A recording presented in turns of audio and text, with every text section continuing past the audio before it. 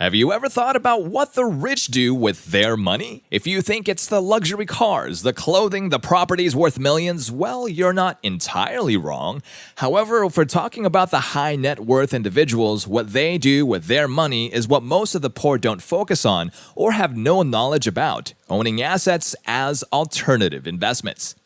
It's estimated that the rich have over half of their money on assets, and in this video, we'll talk about the 11 assets wealthy people own that the poor don't. Welcome to Empire Investing, where we'll be sharing the latest in stock market news, technology, and innovative investment strategies for aspiring millionaires and billionaires. If this is your first time watching our channel, welcome, and please do consider subscribing to see more videos like this. Now let's get started. Number 11. Real estate. Real estate is a well-known asset for the rich and has been a favorite investment for over 200 years to make money and maintain their wealth. According to statistics, the rich people have the largest real estate portfolio. They start with buying their main home and then purchase other properties for rentals. Afterwards, they branch out to commercial real estate such as hotels, stadiums, bridges, office buildings, and more. There's also a tendency for them to acquire exclusive real estate, which are properties that aren't on the market often. Ones that are seldomly used for getting a huge return afterwards, like a historical building, for example. As long as properties retain their value over time, they don't really mind that much. It may seem that getting a 17th century cottage in 2022 wouldn't be a good place to live in, but that's what separates the rich from the poor. The poor are more focused on getting a residential home for their family, while the rich look for properties that are exclusive.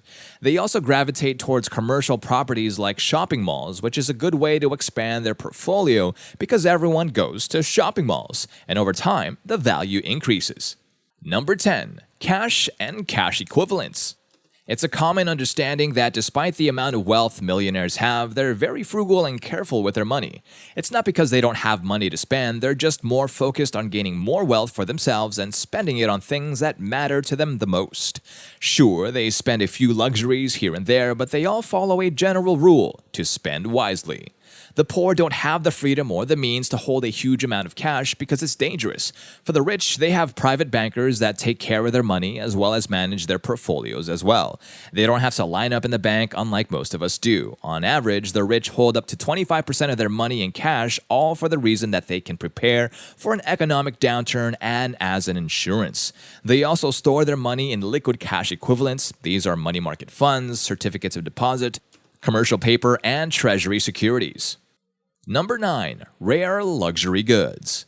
When the rich purchase any luxury item, it's not only because they have the money to purchase it, it's more on the returns holding on to a luxury item.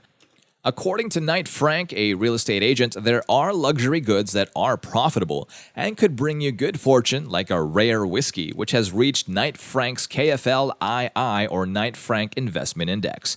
It's revealed that China and Asia Pacific ultra high net value individuals, or UNHWI, are pushing the market of whiskey to extremely great heights. There are also handbags, which were reported last year as the better investment compared to art. In record, art has a total return of 5% in 2019, while handbags have increased to 13%. So if you're thinking about getting a Birkin, which is the holy grail of handbags, now you know that it's also an investment. Number 8. Gold and silver. Trading was common in the old days, especially when it comes to gold. It was considered as money that rich people used to provide a high or royal status. Up until now, the rich still use gold as an asset and a place to store their money. Unlike paper currency, gold will always have value. It's been proven over time that the rich people have survived by purchasing gold in large amounts. Although gold may seem a little bit intimidating, unlike the assets we've mentioned so far, there are different types of gold for everyone. If you want to invest a small amount, you can purchase gold coins, while those with a lot of money can purchase gold bars and store them in an actual safe in a foreign country. Do take note that they don't store large amounts of gold in the US. It's because of the current legislation which states that in case of a crisis, the government has a right to seize safes with gold. This has happened before under Franklin D. Roosevelt during the time of an economic crisis. That's why most people who do store gold store it offshore. Gold never depreciates in value, is easy to purchase, and will never go out of style. However, other rich people are now branching out to different types of precious metals that can be used in the construction of a lot of electronics, such as titanium and platinum. Number 7. Artwork.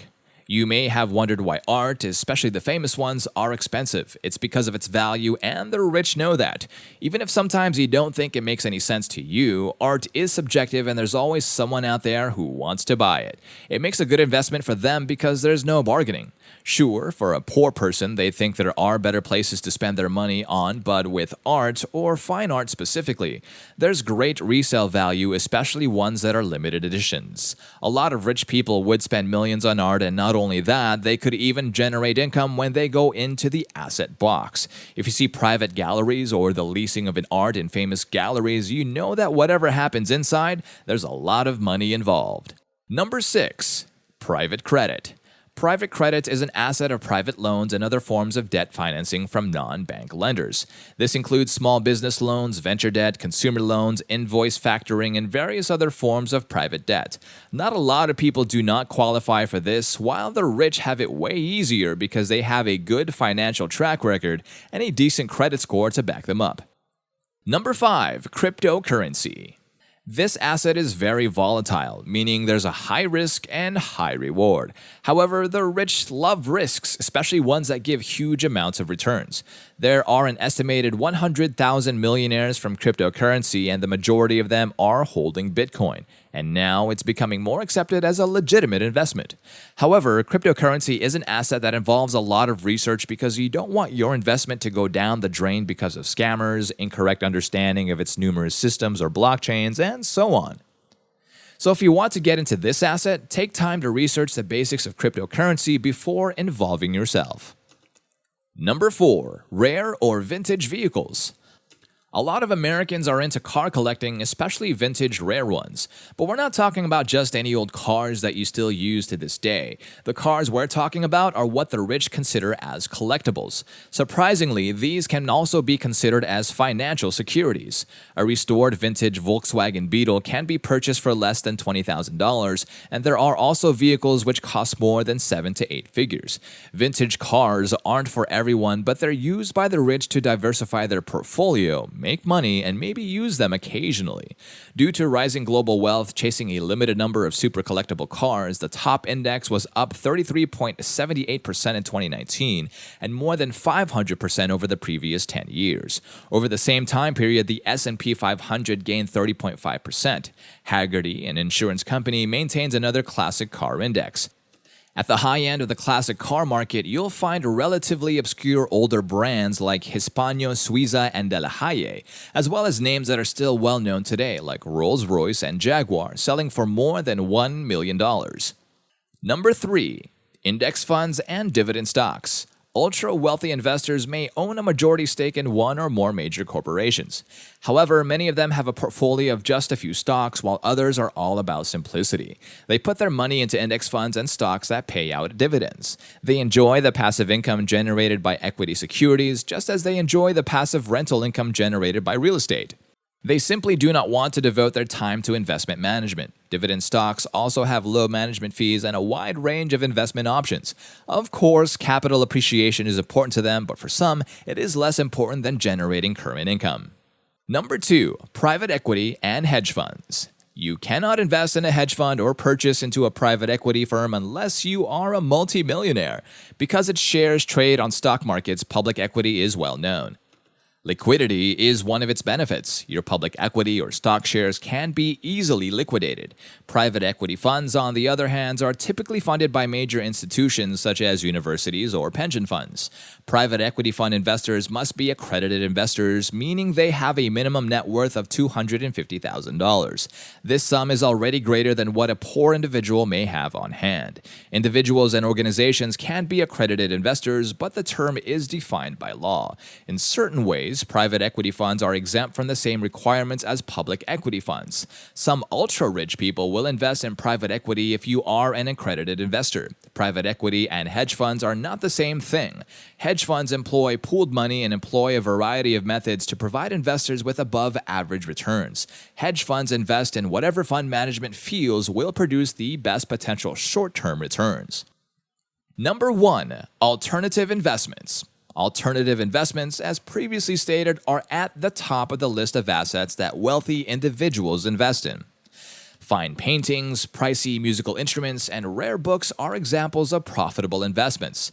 There are also ultra-wealthy individuals who have invested in intellectual property rights, such as a song or film rights. These can be extremely profitable investments. As you've already found out, the wealthy have a wide range of investing ideas, making it impossible to generalize about where they put their money. All of the above, however, are appropriate investments for such people. Many people choose varied investment portfolios because they want to reduce their risk. Always remember to diversify and never stick to one asset no matter how promising it is. The market is unpredictable and it's better to have more than one to enhance your wealth and avoid losing. Remember, you can combine more than one of these investments to enhance your wealth. And that's all for today. Have you learned a lot more about how the rich manage their assets? Join the discussion in the comments below. If you like the video, please click the like and subscribe button. We'll see you guys in the next video.